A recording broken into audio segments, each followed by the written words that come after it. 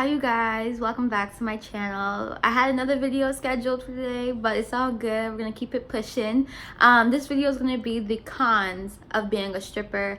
I'm not a stripper anymore. I had some experience, so these are just some cons off the top of my head that I could think about, because these are cons that I don't see people talking about in their videos.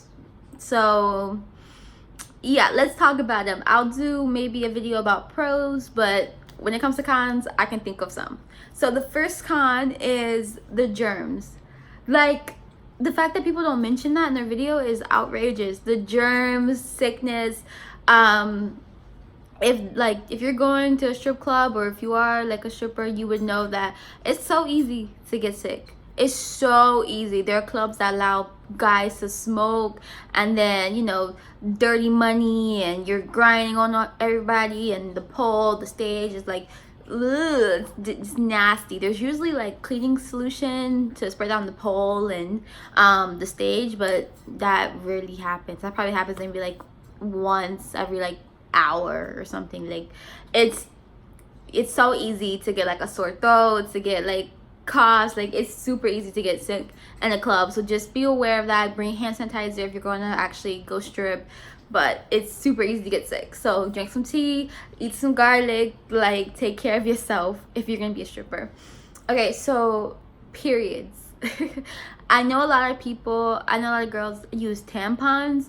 However, that could be a con, because a lot of people like don't use tampons, since you can get, what is it called, toxic shock syndrome. It's something like that, you know. And there's people who actually have gotten their tampons stuck and all this other stuff. And then there are girls, like in my experience, that you can smell their, like, when they're on their period, whether they have a tampon in or whatever, like, you can smell it, you know what I mean? And you don't want to be smelling like period blood at the club. That's not cute, you know. I get it, like, it's the hygiene and all that other stuff, I get that, but yeah, like, even the girls who are usually like A1 on their hygiene, sometimes it just doesn't work, you know. And that could be a con of it too, because periods happen once a month. What you gonna do about it, you know? So that would be definitely a con, because I don't wear tampons personally. So in the event that I would get my period during a strip, like during a strip club when I used to strip, I wouldn't even go to the club.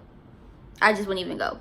But that would definitely be a con. The con that you hear in every video, though, of course, is the girls and the guys. Let's start with the girls first. Now, the girls are usually a con if you let them be a con. Like, if, you know, you let a girl get under your skin, if you let a girl talk about you behind your back and that bothers you, that's gonna be a con. If you keep your peace and don't even bother with whoever is trying to mess with you, and whoever's trying to distract you from your hustle, I mean, if you don't let that bother you, they're not going to be a con. If you do let them bother you, they will definitely be a con. You need to stay laser focused, get your money, you know, do what you need to do.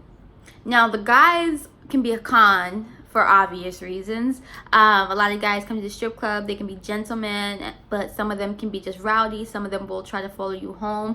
Some of them do try to like touch, and you just have to be clear with them. Like, as far as like following you home, make sure you just, you know, like, if first of all, if you're going outside the club after your stage set, right, to make sure that somebody doesn't follow you home, always have security or whoever escort you to your car, okay? And if somebody can't do that for some reason, be in your car, look around, pull off, okay? Once you pull off in your car, continue to look around, go to some other just random spot and park there. If you don't see any car coming and parking like with you, then you're good to go, okay? Also, with guys, of course, as far as the touching goes, just make sure that you explain the rules beforehand. If you're about to go give them a lap dance, if they, you know, just want a regular dance from you, just make sure to explain the rules.